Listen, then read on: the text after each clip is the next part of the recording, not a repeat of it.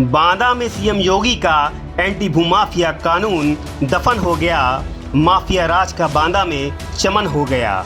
सरकारी जमीन बेच ली, कैसे सर्वेश दीक्षित ने प्रशासन की नाक के नीचे 1.5 करोड़ का कथित गबन हो गया। जी हां, सरकारी जमीनों पर उद्योगों की स्थापना के नाम पर कैसे रसूखदारों ने पहले ठगी की और फिर कैसे तत्कालीन सहायक उपायुक्त सर्वेश दीक्षित पर बांदा स्थित ग्रामीण औद्योगिक स्थान में 50,000 वर्ग फीट बेचने का आरोप लगा है।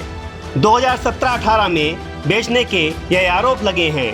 गौरतलब है कि फरवरी 2019 में प्रदेश के आयुक्त एवं उद्योग निदेशक ने यह आवंटन निरस्त कर दिया था। करीब 1,62,00,000 रुपये से अधिक की लागत के यह भूखंड बीजेपी नेता अजीत गुप्ता की पत्नी प्रीति गुप्ता, संतोष कुमार मिश्रा, मुन्नी देवी और अमृता तिवारी को बेच दिए गए थे। आपको बता दें कि 8 मई 2020 को आरोपी सर्वेश दीक्षित को बर्खास्त कर दिया गया। वहीं प्रशासन ने 2 जून 2019 को एक समिति इस बाबत गठित की कि इस भूखंड की प्रक्रिया को देखा जाए और कार्रवाई सुनिश्चित की जाए। 17 फरवरी 2019 को यह भूखंड निरस्त कर दिए गए। वहीं सहायक उपायुक्त सर्वेश दीक्षित ने अपने गिरफ्तारी की गिरिगाज का ठीकरा सदर विधायक प्रकाश द्विवेदी पर फोड़ा है।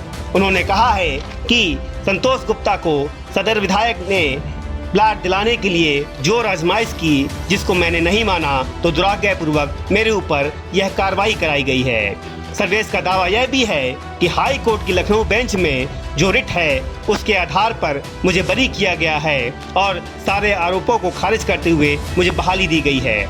मैं बहाली के लिए बांदा आया था, जिसमें बांदा पुलिस ने मुझे आवास लखनऊ से उठा लिया। वहीं बांदा पुलिस का दावा है कि सर्वेश दीक्षित को रोडवेज बस स्टैंड से उठाया गया है। विधायक प्रकाश द्विवेदी इस बाबत मीडिया में बयान देते हैं कि सर्वेश दीक्षित के पास यदि हाई कोर्ट का कोई आदेश है तो उनको दिखाना चाहिए। सदर विधायक से ये कौन पूछेगा कि नगर कोतवाली में सर्वेश दीक्षित ने मीडिया के सामने जो विधायक पर आरोप लगाया है और भाई साहब बुंदेलखंड के पास हाई कोर्ट लखनऊ बेंच का 8 पेज का जो आदेश है वो किस कुंडली में डाला जाए।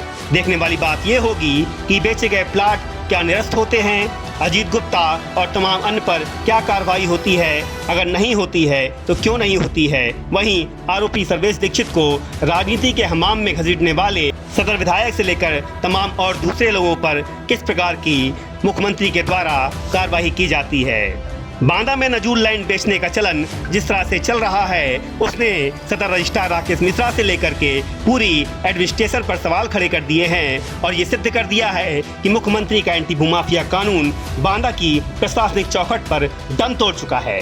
सर, इस जिस मामले में मुझे लाया गया है उस मामले में माननीय उच्च न्यायालय लखनऊ ने अभी लास्ट 9 अगस्त को मुझे बाइज्जत बरी कर दिया है। कोई आरोप सिद्ध नहीं पाए हैं।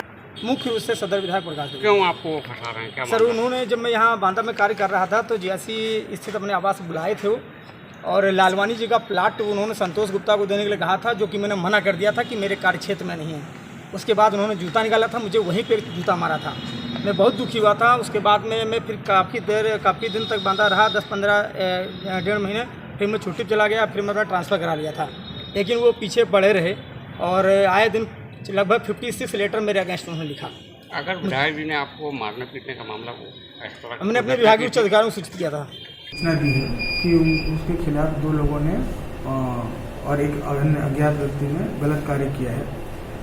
तत्काल इस सूचना पर हम लोगों ने इसमें अभियोग पंजीकृत कर लिया है और सभी घटनास्थल का मुआयना भी किया गया है और आगे की जो विधिक कार्रवाई इसमें की जा रही है। सर, अभी कितने लोगों की गिरफ्तारी इसमें? नहीं, अभी पहले इसमें साक्ष्य संकलन किया जा रहा है। पूरे प्रकरण की गहनता से विवेचना हो रही है और उसके उपरांत इसमें गिरफ्तारी भी सुनिश्चित की जाएगी। महिला ने सर पुलिस पर भी गंभीर आरोप लगाया कि कार्रवाई नहीं हो रही है। ठीक, उसमें उसकी भी जांच की जाएगी।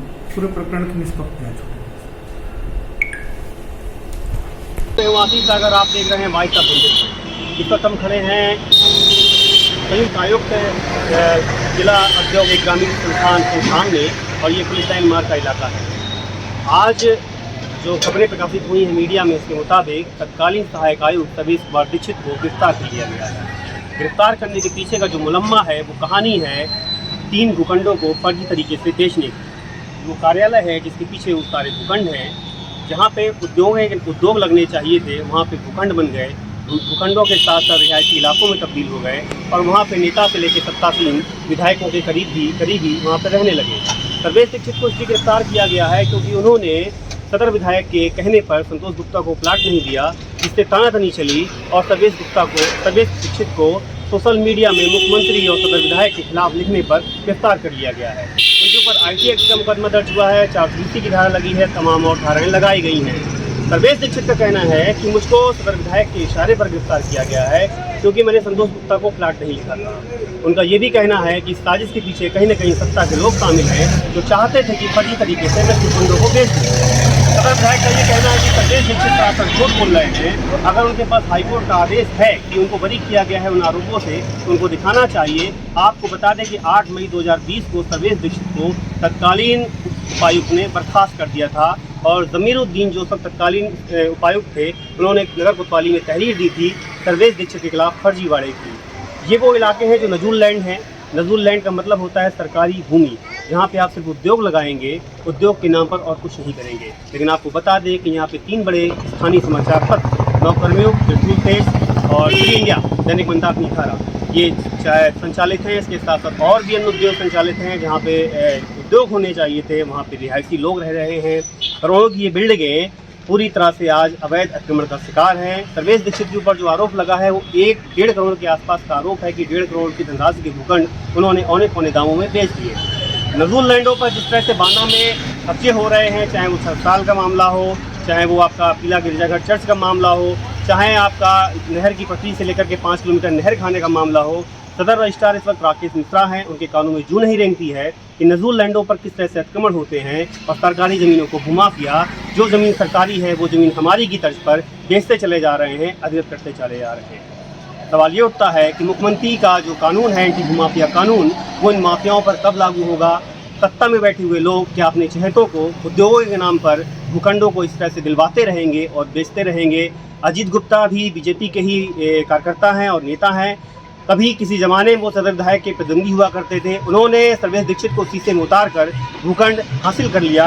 ये अमर उजाला की आज वो खबर है जो प्रकाशित हुई है, अगर इसकी मैं तस्दीक करूँ तो प्रीति गुप्ता पत्नी अजीत गुप्ता निवासी श्रीनाथ बिहार, संतोष कुमार मिश्रा पुत्र राम नारायण, ये मुरली पांडे मिर्जापुर के हैं, मुन्नी देवी अमृता तिवारी के नाम ये भूखंड अलाट हुए जो फर्जी तरीके से अलाटमेंट हुए और सर्वेश दीक्षित को इसमें आरोपी बनाया गया। अब देखने वाली बात ये होगी कि मुख्यमंत्री और जो शासन में बैठे हुए लोग हैं वो स्थानीय आला अधिकारियों के मार्फत क्या कार्रवाई कराते हैं। फिलहाल कहना ये अत्युक्ति नहीं कि डीएम बांदा और आयुक्त के बगल में, जो ठीक बगल में कमिश्नर बांदा का भी आवास कार्यालय है, कैंप कार्यालय भी है, और वहाँ पे इस तरह के खेल चल रहे हैं, तो कहीं ना कहीं प्रशासन के ऊपर सवालिया निशान उठता है। और मुख्यमंत्री की जो मनोदशा है कि हम स्वच्छ भारत, निर्मल भारत और राम राज की स्थापना करेंगे, वहाँ पर स्थानीय प्रशासन कहीं ना कहीं बट्टा लगाते दिख रहा है।